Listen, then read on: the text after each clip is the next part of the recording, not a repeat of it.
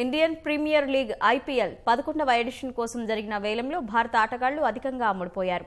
Opening సంచలనం KL Rahul, middle order batsmen Manish Pandey 11 కోట్ల ధర పలకగా ఇంగ్లాండ్ ఆల్రౌండర్ బెన్ స్టోక్స్ అత్యధికంగా 12.5 కోట్లు పలికాడు. అన్క్యాప్డ్ ఆటగాడైన కృణాల్ పాండ్యా 8.8 కోట్లకు అమ్ముడుపోయాడు. ఆఫ్ఘనిస్తాన్ స్పిన్ మాంత్రికుడు రషీద్ ఖాన్ 9 కోట్లు పలకగా Ishant Sharma, Joe Root, Chris Gayle, Malinga అమ్ముడుపోని ఆటగాళ్ల జాబితాలో చేరారు.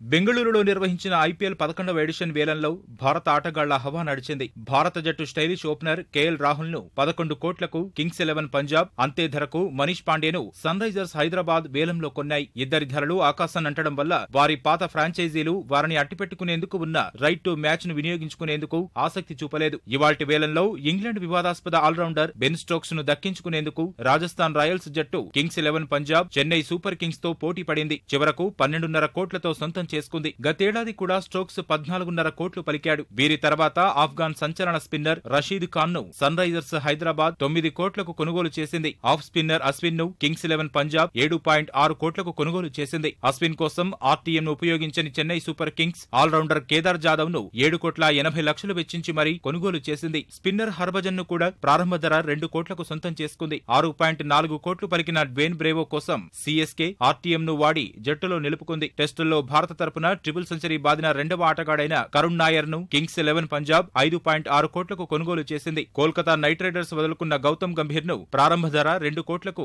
ఢిల్లీ డేర్ డెవిల్స్ కొనుగోలు చేయగా క్రిస్ వోక్స్ ను 7.4 కోట్లకు ఆర్సీబీ సొంతం చేసుకుంది. క్రిస్లిన్ కోసం ఆర్టీఎం వాడిన కేకేఆర్ అతడి కోసం 9.60 కోట్లు వెచ్చించింది. యువరాజ్ ను కింగ్స్ 11 పంజాబ్ ప్రారంభ ధర 2 కోట్లకే సొంతం చేసుకుంది. శిఖర్ ధావన్ ను 5.2 కోట్లకు సన్ రైజర్స్ కొనుగోలు చేయగా 5.4 కోట్లు పలికిన కీరన్ పొలార్డ్ కోసం ముంబై ఇండియన్స్ ఆర్టీఎం వినియోగించుకుంది. 4 కోట్లు పలికిన అజింక్య రహానే కోసం రాజస్థాన్ రాయల్స్ ఆర్టీఎం వాడింది. డుప్లెసిస్ ను 1,60,00,000కు సీఎస్కే సొంతం చేసుకుంది. కేన్ విలియమ్స్ ను ఎస్ఆర్హెచ్ 3 కోట్లు వెచ్చించి కొనుగోలు చేయగా భారత బౌలర్లలో షమిని ఢిల్లీ డేర్ డెవిల్స్ 3 కోట్లకు, ఉమేష్ యాదవ్ ను ఆర్సీబీ 4.2 కోట్లకు దక్కించుకోగా ఆస్ట్రేలియా బౌలర్ ప్యాట్ కమిన్స్ ను 5.4 కోట్లు వెచ్చించి ఎంఐ కొనుగోలు చేసింది.